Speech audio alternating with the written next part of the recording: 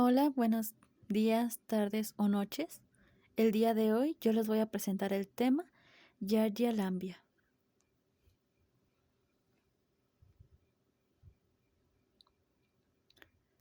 Primero que nada, ¿qué es la Giardia lambia? Tenemos que es un parásito patógeno que va a producir una enfermedad que puede durar desde semanas hasta meses o bien presentarse de forma crónica en forma de diarrea.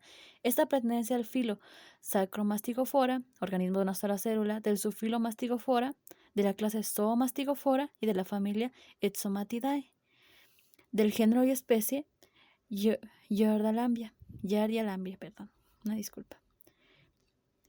Vamos a tener un poco de historia. En cuanto a historia tenemos que Anton van Leeuwenhoek fue la primera persona en describir este protozoario. Esto mientras realizaba estudios en sus propias heces. Wilhelm Lamb fue quien utilizó el nombre de cerconomas intestinales y posteriormente fue Krunster quien le denominó Giardia. Finalmente Blanchard, recordando a Lamb, propuso el nombre de la especie Lambria. En cuanto a las especies, vamos a tener tres especies importantes que son la Giardia muris, que es aquella que parasita roedores y aves, la Giardia gilis, que es el parásito de anfibios, y la Giardia duodenalis, que es el parásito de mamíferos y por ende afecta al ser humano. Esta misma va a tener dos sinónimos, que es la Giardia intestinalis y la Giardia lambria. En cuanto a su morfología, vamos a tener que se va a presentar de dos formas, como trofozoito, que es dentro del tubo digestivo en el ser humano, y como quiste, que va a ser la forma que le va a ayudar a sobrevivir a las condiciones adversas del ambiente. Tenemos que va a tener una forma piriforme y en su extremo anterior va a ser de un diámetro de entre 2 a 15 micras. En su extremo posterior, que es el más delgado, va a ser un diámetro de entre 5 a 9 micras y de espesor de 1 a 2 micras. Este va a ser aplanado en sentido dorsoventral, va a tener un disco suctor que más adelante le va a ayudar a adherirse a la pared intestinal, un axontema o axostilo que va a servir como cuerpo. Dos núcleos ovalados, también va a tener dos núcleos ovalados y cada uno va a tener su cromatina central. Va a tener también cuerpos parabasales y en su citoplasma va a haber vacuolas, ribosomas, microtúbulos o incluso endomembranas. También puede haber depósitos de glucógeno. Va a tener flagelos, que puede ser un flagelo, puede tener sus flagelos anterior, posterior, ventral y el flagelo caudal. Estos flagelos le van a ayudar en su movimiento y también adherirse a la pared intestinal. También algo importante de la Giardia es que hasta hace apenas 40 años se le consideraba comensal y es muy reciente que se le dio su forma de patógena. En cuanto a la forma de quiste, que ya como mencionamos antes es la que resiste las condiciones adversas y va a salir en la materia fecal, tenemos que es de forma pequeña y ovalada. Esta va a tener un diámetro de entre 6 a 12 micras y una pared quística. En su citoplasma va a contener núcleos, restos de flagelos, cuerpos basales, vacuolas, axonemas o incluso va a tener fragmentos de disco. En cuanto a su epidemiología, tenemos que se encuentra, su frecuencia va a ser mayor en niños independientemente de sexo, de entre 2 a 9 años. Su prevalencia en países desarrollados va a ser del 2 al 5% y en países en vías de desarrollo va a ser entre el 20 a 60%. Se va a transmitir por fecalismo, por la vía fecal-oral, por alimentos y agua contaminada. También es importante decir que dependiendo del lugar en el mundo en donde nos encontremos va a haber cepas más virulentas que otras. En cuanto a su ciclo biológico, tenemos que estas entran en el huésped en forma de quistes a través de la vía ano-mano-boca o a través de alimentos y agua contaminada. Posteriormente, cuando llegan al duodeno, va a tener una ruptura del quiste y se va a liberar. Va a ser en este mismo duodeno donde va a madurar y se va a reproducir por fusión binaria, como se puede observar en la imagen. Ya más adelante, por medio de movimientos intestinales, va a sufrir un enquistamiento. Esto principalmente porque la Giardia lamblia necesita de agua para poder sobrevivir. Entonces, lo que va a pasar es que cuando las condiciones se vuelven más precarias, va a volver a su forma de quiste y finalmente va a salir en las heces fecales, donde posteriormente va a volver a infectar alimentos o va a contaminar agua y va a volver a entrar al huésped como quiste.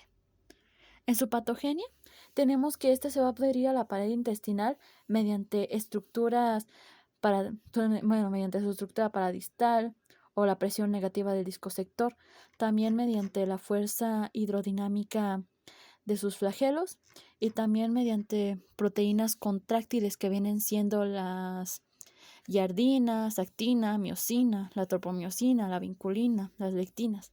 También tenemos que va a causar daño al organismo mediante ciertos mecanismos, como viene siendo irritación de la pared intestinal, alteraciones del epitelio intestinal, exofilación, lisis celular, aumento del índice mitótico. También va a aplanar lo que viene siendo las microvellosidades, que posteriormente va a producir atrofia en las vellosidades. Y también va a haber un daño en los enterocitos, acompañado de un recambio acelerado de los mismos. Va a producir mala absorción y alteraciones en la producción de enzimas como son enzimas disacáridas, glucosamilasa, isomaltasa, ATPasas, isocitrato de deshidrogenasa, glucosa 6-fosfato deshidrogenasa, aquellas enzimas que intervienen en procesos bioquímicos del cuerpo. También tenemos que los trofosoditos van a competir con el huésped por sales biliares, colesterol, fosfolípidos, aminoácidos, nucleótidos y otros micronutrientes y nutrientes importantes. También estos lo que van a hacer es que van a romper las inmunoglobulinas a nivel de las bisagras, lo que va a permitir que el sistema inmune no las detecte. Tenemos que la giardia lo que va a provocar va a ser la enfermedad de giardiosis, que esta es una infección que va a afectar, como dijimos antes, a niños, adultos en épocas de calor y a viajeros. Esto principalmente a viajeros que realizan ecoturismo o que van mucho a la naturaleza, porque principalmente no van a consumir van a consumir muchos alimentos o incluso agua que puede estar contaminada. También se puede entrar al huésped mediante mediante cierto acto sexual. Y pues aquí lo importante, van a tener diferentes manifestaciones clínicas, tanto en su forma aguda como crónica, pero las más importantes son el dolor abdominal, heces fétidas, diarrea explosiva, meteorismo, náuseas, flatulencias olorosas, vómitos, pérdida de apetito, que va a llevar a que no haya aumento de peso y una estatura baja. Este tiene un periodo de incubación de 12 a 19 días y también la dosis infecciosa, que va a recalcar que va a ser en el ser humano entre 10 y 25 quistes.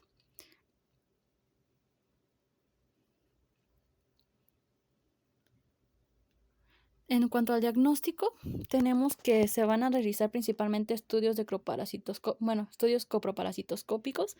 Esto para poder determinar para poder observar si hay trozofoitos o quistes en las heces. También cabe recalcar que los movimientos intestinales muchas veces ocurren de manera muy acelerada y no le permiten a la giardia volver a ser un quiste, entonces por eso se observa el trozofosito como tal. También se va a poder observar mediante estudios de contenido duodenal mediante una cápsula de Biel, que es una cápsula que dentro va a tener un hilo que va a ser de nylon y algodón. Entonces lo que va a pasar es que esta cápsula se va a tragar, dejando un espacio una parte del hilo que se va a pegar a la mejilla del paciente. Entonces el paciente cuando la traga tiene que estar en ayuno y se tiene que estar todo el día. El paciente va a tener que caminar y se le va a pedir durante un periodo que se acueste hacia la derecha, de su lado derecho, para poder ayudar a que la cápsula llegue al duodeno. Ya una vez llega, 4 o 5 horas después, se va a extraer mediante el hilo que se dejó pegado y se va a comprobar si es amarillo o verdoso, lo cual nos va a confirmar que llegó al duodeno. Ya después esta cápsula se va a exprimir y el material se va a llevar al microscopio. También se puede llevar mediante una sonda duodenal, que se va a introducir la sonda para sacar contenido duodenal y así observarlo al microscopio, también para buscar en ambos casos trofozoitos. También se va a poder mediante una identificación de coproantígenos, que va a ser mediante el antígeno GSA65 o un diagnóstico molecular con ADN de giardia. Esto en la materia fecal por una reacción en cadena de las polimerasas. También cabe decir que muchas veces 1, 2 o 3 estudios no son suficientes porque se puede producir lo que es la recuperación espontánea, que es después de 10, 14 días, incluso puede que de un día para otro ya no se encuentre, un día haya giardia y al siguiente no haya presencia, entonces se recomienda que sean más de 5 estudios para poder confirmar la presencia. Esto principalmente para que no haya problemas y se pueda dar un tratamiento adecuado, como vamos a ver a continuación.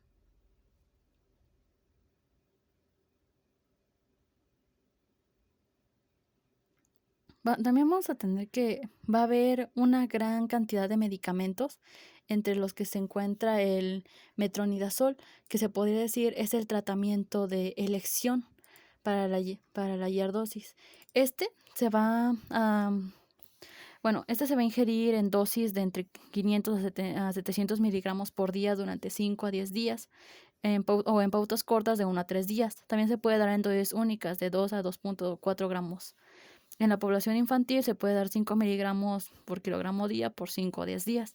También vamos a tener otros medicamentos como puede ser el metronidazol, que se dan 5 miligramos por dosis 3 veces al día por 5 días, o el tinidazol o secnidazol, que se dan 3 miligramos kilogramo día en 1 o 2 dosis por 3 días. El albendazol, este se va a dar en caso de que, aparte de Yaries, también haya presencia de el miltos, y se va a dar en conjunto con metronidazol. También cabe recalcar que si se sospecha, uno no debe automedicarse, porque principalmente se tiene que ir primero con un especialista, realizar los estudios correspondientes y posteriormente elegir el tratamiento o medicamento que le venga mejor a la situación del paciente. Ya para ver un poquito lo que es la prevención y el control, esto va a ser mediante acciones en teoría simples, como pueden ir desde hervir agua, tener una buena higiene personal, lavarse las manos antes y después de comer, después de ir al baño, desinfectar las frutas y verduras, tener un control correcto de las heces fecales, realizar campañas de salud pública, esto con el fin de informar a la población y así poderle hacer saber cómo identificar el reservorio de la infección o evitar la diseminación de la enfermedad. También se ha comprobado que los quistes no suelen sobrevivir en concentraciones de cloro en rangos de 4 a 6 miligramos litro. Entonces esto nos quiere decir que también es importante desinfectar las cosas que usamos. Bueno, esto sería todo. Muchas gracias por su atención.